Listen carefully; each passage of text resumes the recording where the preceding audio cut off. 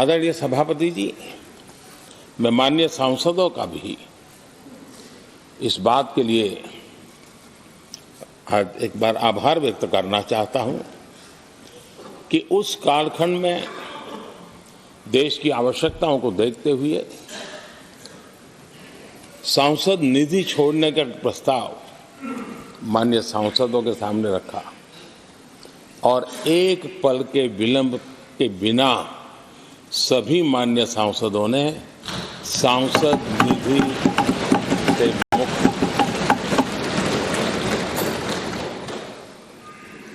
इतना ही नहीं, एक देशवासियों को पॉजिटिव मैसेज देने के लिए अपने आचरण से समाज को एक विश्वास देने के लिए सांसदों ने अपनी सैलरी में से 30% कटौती का निर्णय सबने खुद ने किया, ताकि देश को भी विश्वास हुआ कि ये सबसे पहले छोड़ने वाले लोग हैं। और आदरणीय सभापति जी, हम सभी सांसद बिना कारण साल में 2 बार हिंदुस्तान के मीडिया के किसी न किसी कोने में गाली खाते रहते थे कि ये सांसदों को इतना मिलता है और कैंटीन में इतने में खाते हैं, बाहर इतने में मिलता है, कैंटीन में इतने में मिलता है, बाहर यानी पता नहीं बाहर लोग तो लिए जाते थे। आपने निर्णय किया सबके लिए समान रेट होंगे कैंटीन में, और सांसदों ने कभी भी विरोध नहीं किया, शिकायत भी नहीं की, और सभी सांसदों की बिना कारण इतनी फजेत करने वाले लोग मजे लेते थे, उससे हम सबको आपने बचा लिया। इसके लिए भी मैं आपका आभार व्यक्त करता हूं। आदरणीय सभापति जी, ये बात सही है कि हमारे कई लोकसभा के चाहे 17वीं हो, 16वीं हो, 15वीं हो,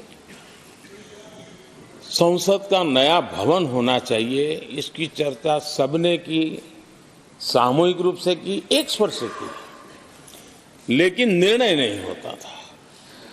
ये आपका नेतृत्व है जिसने निर्णय किया, चीजों को आगे बढ़ाया, सरकार के साथ अनेक मीटिंगें की, और उसी का परिणाम है कि आज देश को ये नया संसद भवन प्राप्त हुआ है।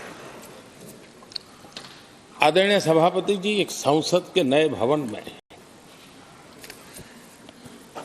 एक विरासत का अंश और जो आजादी की पहली पल थी उसको जीवंत रखने का हमेशा हमेशा हमारे मार्गदर्शक रूप में ये सेंगोल को यहाँ स्थापित करने का काम, और अब प्रतिवर्ष उसको सेरेमोनियल इवेंट के रूप में उसको हिस्सा बनाने का एक बहुत बड़ा काम आपके नेतृत्व में हुआ है, जो भारत की आने वाली पीढ़ियों को हमेशा हमेशा हमें आज़ादी के उस प्रथम पल के साथ जोड़ के रखेगा, और आज़ादी की वो पल क्यों थी हमें वो याद रहेगा, तो देश को आगे ले जाने की वो प्रेरणा भी बनी रहेगी। उस पवित्र काम को आपने किया है। आदरणीय सभापति जी, ये भी सही है कि इस कालखंड में G20 की अध्यक्षता का भारत को मिली। भारत को बहुत सम्मान मिला। देश के हर राज्य ने अपने अपने तरीके से विश्व के सामने भारत का सामर्थ्य और अपने राज्य की पहचान बखूबी प्रस्तुत की, जिसका प्रभाव आज भी विश्व के मन पर है। उसके साथ आपके नेतृत्व में G20 की तरह P20 का जो सम्मेलन हुआ और विश्व के अनेक देशों के स्पीकर्स यहाँ आए, और मदर ऑफ डेमोक्रेसी भारत किस महान परंपरा को लेकर के किस डेमोक्रेटिक वैल्यूज को लेकर के सदियों से हम आगे बढ़े हैं। व्यवस्थाएं बदली होगी, लेकिन डेमोक्रेटिक मन भारत का हमेशा बना रहा है। उस बात को आपने विश्व के स्पीकर्स के सामने बखूबी प्रस्तुत की और भारत को लोकतांत्रिक व्यवस्थाओं में भी एक प्रतिष्ठा प्राप्त कराने का काम आपके नेतृत्व में हुआ। आदरणीय सभापति जी, मैं एक बात के लिए आपका विशेष अभिनंदन करना चाहता हूं। शायद हमारे सभी माननीय सांसदों का और मीडिया का भी उस तरफ ध्यान नहीं गया है। हम संविधान सदन जिसको कहते हैं, जो पुरानी संसद, जिसमें महापुरुषों के जन्म जयंती निमित्त उनकी प्रतिमा को पुष्प चढ़ाने के लिए हम लोग एकत्र आते हैं, लेकिन वो एक 10 मिनट का इवेंट होता था और चले जाते थे।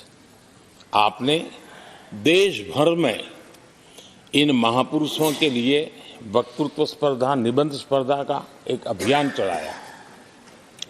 उसमें से जो बेस्ट ऑरेटर होते थे और बेस्ट एसेज होते थे, हर राज्य से 2-2 बालक उस दिन दिल्ली आते थे और उस महापुरुष की जन्म जयंती के समय, पुष्प वर्षा के समय वो मौजूद रहते थे, देश के नेताओं को, और बाद में वो पूरा दिन भर रह करके उस पर अपना व्याख्यान देते थे।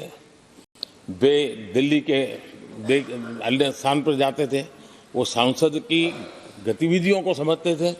यानी अपने ये निरंतर प्रक्रिया चला करके देश के लाखों विद्यार्थियों को भारत की संसदीय परंपरा से जोड़ने का बहुत बड़ा काम किया और ये परंपरा ये आपके खाते में रहेगी और आने वाले समय में हर कोई बड़े गौरव के साथ इस परंपरा को आगे बढ़ाएगा।